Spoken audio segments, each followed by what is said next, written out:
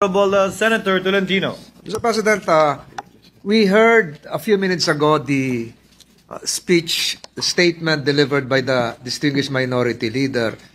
And it would appear, Mr. President, that multiple motions were inserted calling for a ruling, not just from this body, but from the chair. As a point of information, Mr. President, may we know from the distinguished minority leader if he can just subdivide what is the main motion, what is the subsidiary motion, what is the incidental motion, because it appears now that this is confusing, Mr. President, especially on a matter of transcendental and constitutional importance, Mr. President.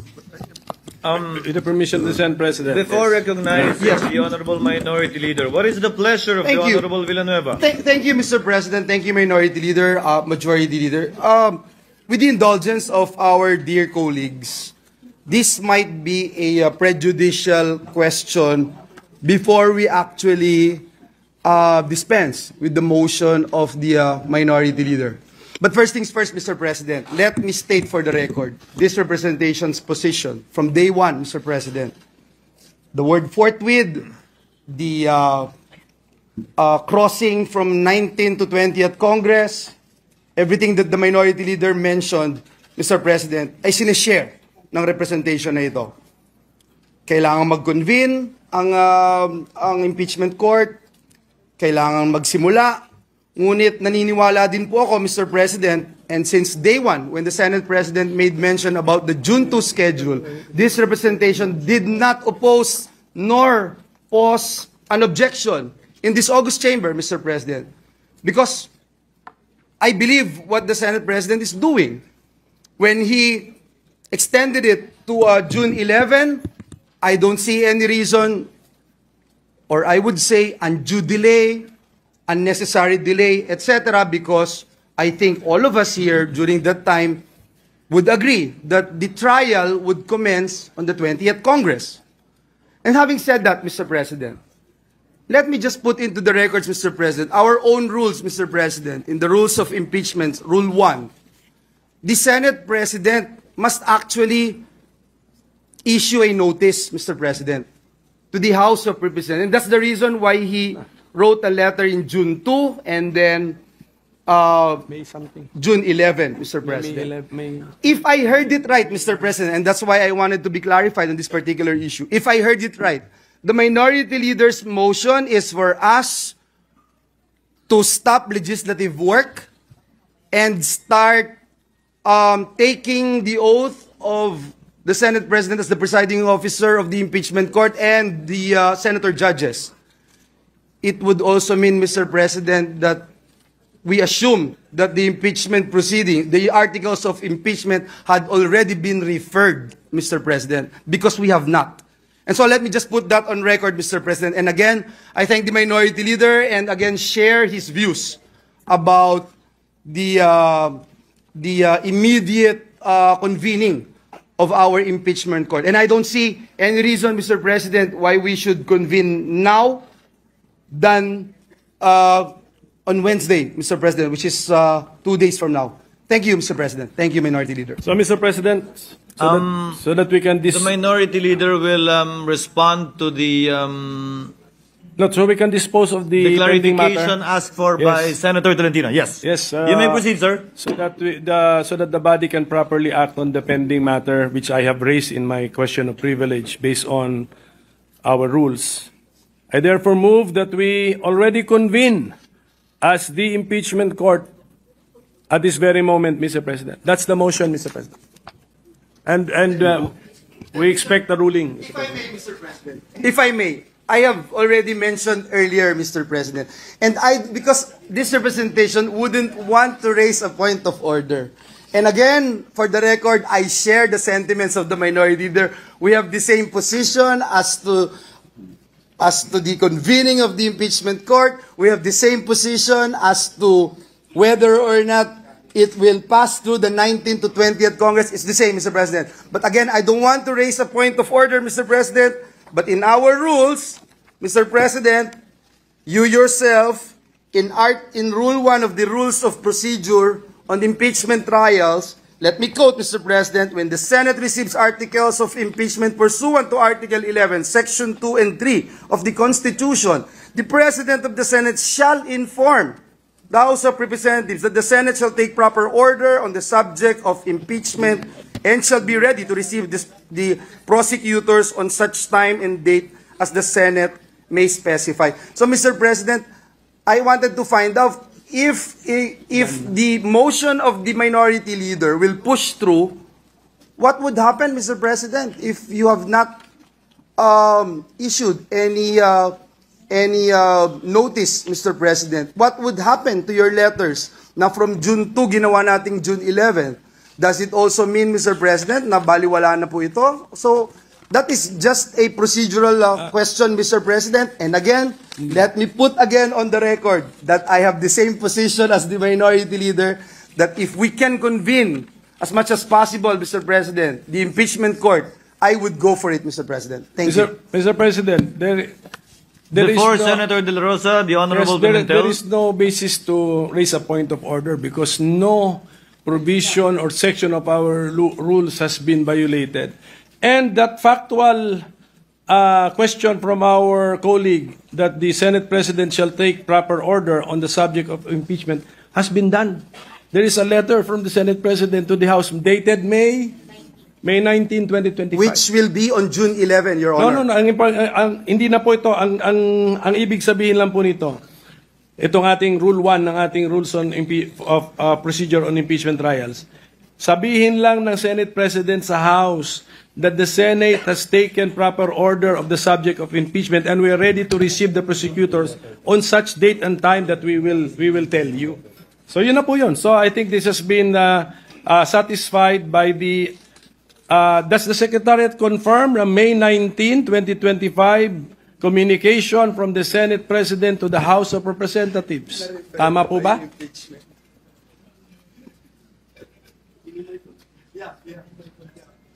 But at the same time, na-refer na ba yun?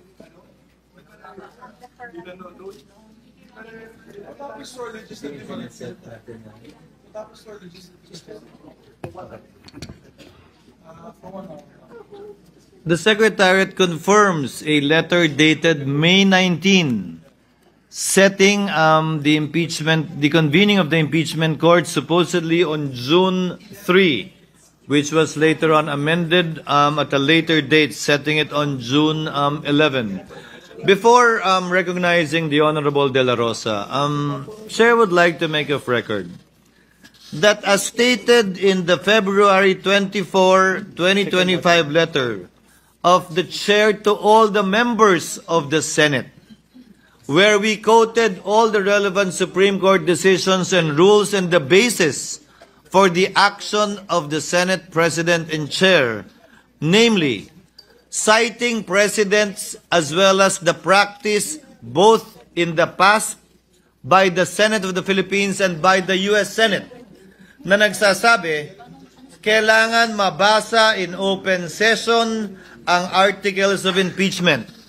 This is clear from the practice in the United States where we lifted, as the gentleman previously stated, more than a majority of our rules, and this was also done in the impeachment complaint. The only impeachment complaint that actually went through to the end during the impeachment trial of Chief Justice Corona. The impeachment articles were read in plenary before it was referred to the impeachment court. However, it was done by the majority leader at that time. That was the first time it was done, not written in our rules too, but when the Secretariat checked precedents and practice in the United States, it was actually the House prosecutors that did it, or who usually does it in the United States. Hence, the notice given for the June 2nd, June 3rd reading by the House prosecutors of the articles of impeachment. Thereafter, that will now be referred to the impeachment court, which will give rise to the creation of the impeachment court, the oath of this representation, as well as the members of the Senate, and the convening of the court to approve its rules and to set the calendar of the court. Both either in this Congress or in the next Congress. For the record, as stated by Senator Villanueva, and as I stated, both off the record, meaning in media interviews, that the chair is of the belief that this will cross over to the 20th Congress, very much like the citations given by the Honorable Pimentel, not only because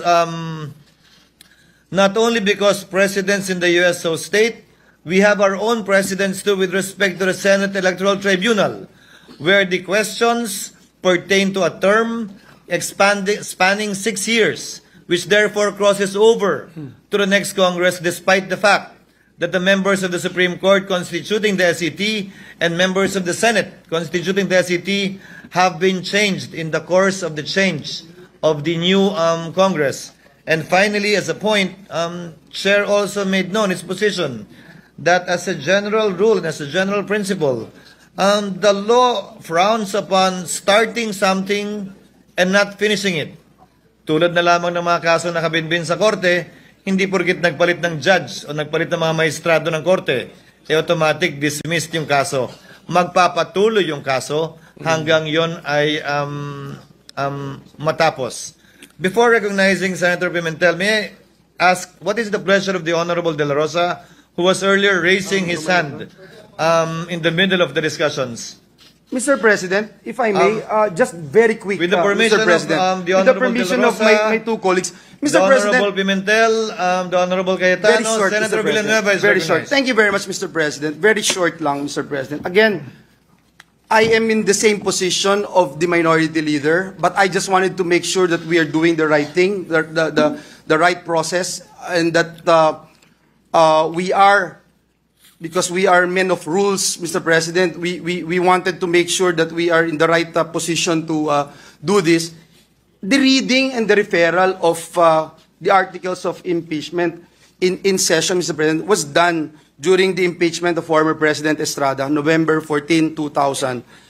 During the impeachment of Ombudsman Gutierrez, it was also referred, Mr. President, in session, during the last day of session, March 23, 2011.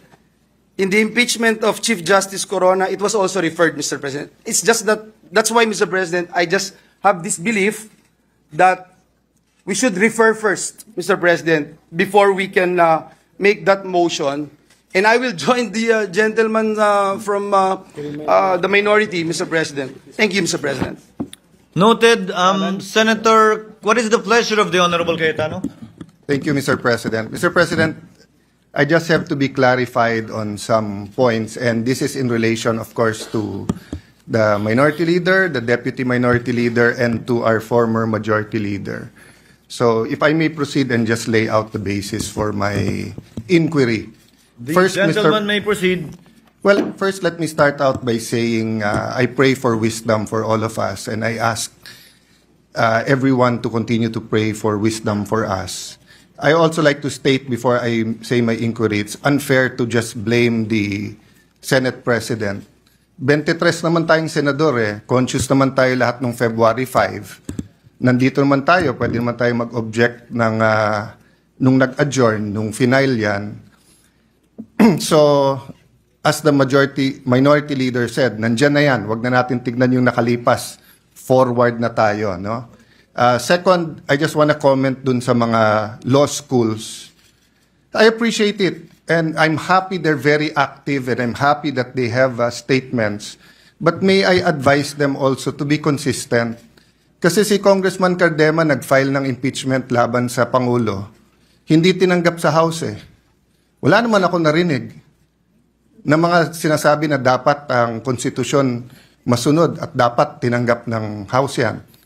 So, of course, hindi naman trabaho ng mga law schools na in each and every impeachment case magsalita. Pero in a highly charged environment, can you imagine, Mr. President, during the campaign, sa mismong media interviews ng top news channels natin, tatanungin yung kandidato, pag kayo nanalo, are you for or against the impeachment case? Klaro naman ang sagot dun Ang sagot doon, hindi kami pwede mag-comment kasi magiging judge kami. Pero hindi. Sinagot pa rin ng mga kandidato at tinanong pa rin ng media. Pero kung konstitusyon ang masusunod, ang sagot doon iisa lang, mag-o-oath kami, dapat neutral kami. Kaya lang eleksyon eh. Kasi masama naman talaga timing ng pagka-file nito eh. Magpa-file ka during the campaign. That's the reality there. Kaya nga sa US, pagka-jury system, pwede mo i-sequester yung jury eh. Papayag ba tayo nung February na i-sequester tayong 23? Na ikukulong tayo at hindi tayo makikinig sa kahit anong media at i-determine natin ito? Maybe may papayag sa atin, meron hindi. But wag na tayo magsisihan. So, I'll go to my question. So, maybe that's why Shakespeare said, if you want justice, first kill all the lawyers. Diba? Kasi nga, labanan ng mga abogado to. Pero, hindi ibig sabihin na wala silang mga personal na bias nila. Mahirap magsalita dito na insulto sa lahat ng Pilipino to. Ito ang gusto ng taong bayan.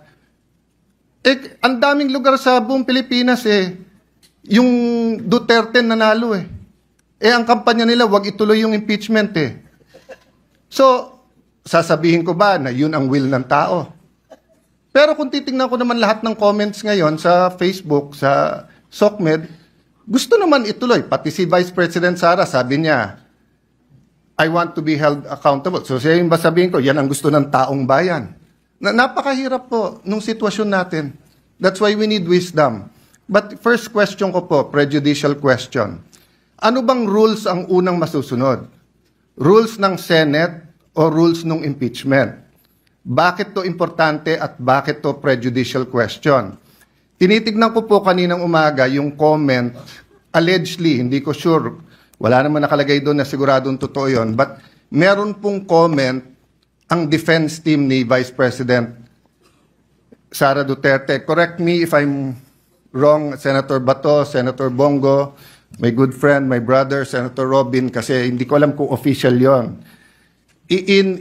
To paraphrase, ang sabi nila, hindi magandang mag-comment sila, but they'd like to reiterate na tingin nila labag sa konstitusyon yung impeachment complaint na to dahil ito'y pang-apat at lumalabag to sa isang complaint sa isang taon.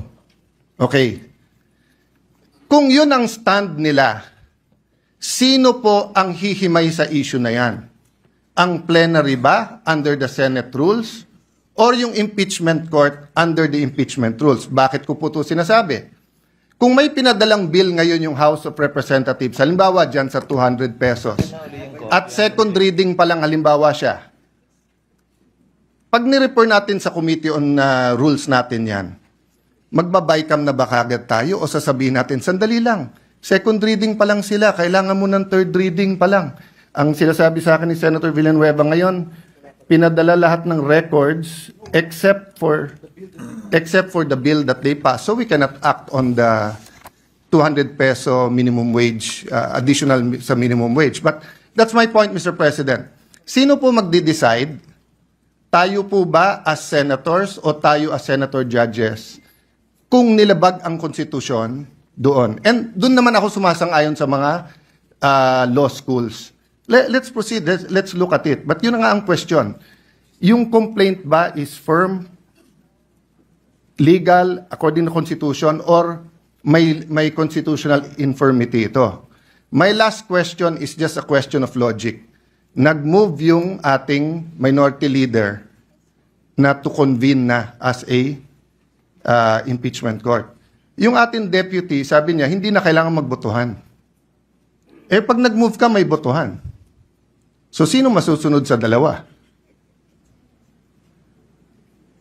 Why do I say this? I'm saying it not because it's funny that one will move and then kailangang magbotohan and the other one will move na magbotohan. Kung matalo botohan, sabi niya, hindi kailangan ng botohan I say this for a simple practical reality. When you say the Senate, it is composed of 24 or in this case 23 senators. So pag sinabi mong gumalaw ang Senado, ibig sabihin po either walang nag-object or may botohan at yung majority masusunod. I cannot say right now, like Senator Villanueva, that I'm 100% in agreement with Senator Coco and Senator Risa. I can tell you I'm in agreement with certain things they've said. For example, Mr. President, it's our constitutional duty, kailangan mag-proceed. We should have done it earlier. But again, I won't blame you, I won't blame them, I'll blame myself. I could have written you a letter. I could have said na February, mag-ano na tayo. But let me just explain that one point. Why didn't I write you a letter, Mr. President? Kasi pag Pangulo yung ini-impeach, every single day na nandyan, kung totoo ang allegation sa Presidente, we all suffer. The country suffers, our institution suffers, accountability suffers. Pero pag Vice President, especially ngayon, hindi naman siya binigyan ng ibang trabaho eh. Wala naman siya sa kabinete. Yes, I want accountability. Pero between today and Wednesday, I'd rather pass yung Konektadong Pinoy at saka yung e-government at lahat ng ibang bills na nakapending dyan.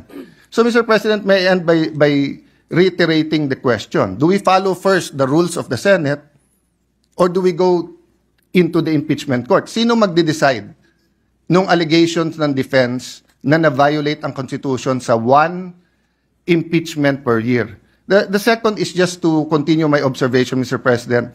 I agree with many here. Wala tayong choice, forthwith. But I disagree na sa Tagalog, agad-agad ang forthwith. Ang forthwith, yung ibig sabihin nun sa Tagalog is yan na yung susunod. Yan na yung gagawin mo. Oo, immediate yung agad-agad. Hindi ako expert sa linguistics, pero medyo hindi agad ang Tagalog ng forthwith. Yung immediately, yon agad yon or agad-agad, di ba? So, maya-maya, hindi, ibig sabihin ng forthwith, sangayon naman ako ang ibig sabihin sa forthwith, wala ka ng to quote dos por dos, susunod na. O yun ang ibig sabihin ng forthwith. Yung wala ka nang hihintayin, yun na. Kaya agree ako sa inyo na kailangan talakayin natin yung impeachment complaint. Pero gusto kong iklaro, sa tama o sa mali, botohan ng mangyayari sa atin. Hindi pwede pong bumoto yung 15 na hindi magko-convene yung impeachment. Tapos 9 kami o 8 tayong magpapakita doon na naka-robe. Kasi sinabi ng 15, hindi magko-convene eh. Anong pwedeng gawin? Pupunta ka ng Supreme Court, uutusan tayo ngayon ng Supreme Court. Yun ang legal system natin, Mr. President. So sana, tama desisyon natin para hindi na tayo maghintay na utusan pa tayo ng Supreme Court. Pero yung sabihin na walang botohan dito, I agree with the spirit nung sinasabi ni Senator Risa na dapat wala na. But the practical reality is that you have one senator who asked for a vote. We have to vote and the majority will follow. But yun nga, Mr. President, reiterate ko lang yung tanong ko. So dito po sa 1-year rule, sino po magde-decide niya? Is it the Senate sitting as legislator, so rules muna ng Senate? Or is it the impeachment court? Because if it is the Senate, we cannot yet convene as an impeachment court because we haven't tackled that issue. But if it is the impeachment court, then we can go, and that's the first issue that we will have to tackle, whether it is a valid complaint. No? At tinatanong ko lawyers ko, hati din po eh. Sabi nung kalahati, hindi, dapat yung Senate kasi it's treated like any other legislative matter. Titignan muna natin kung tama yung pagka-transmit sa atin. Eh malay mo, transmit sa atin, nahack pala. Hindi pala galing sa House of Representatives. That might sound like a silly example, but it is. It is possible. That's why we have to look at it. Thank you, Mr. President. Before the chair responds, chair would like to afford the opportunity to the other members who would want to add to the discussion and the knowledge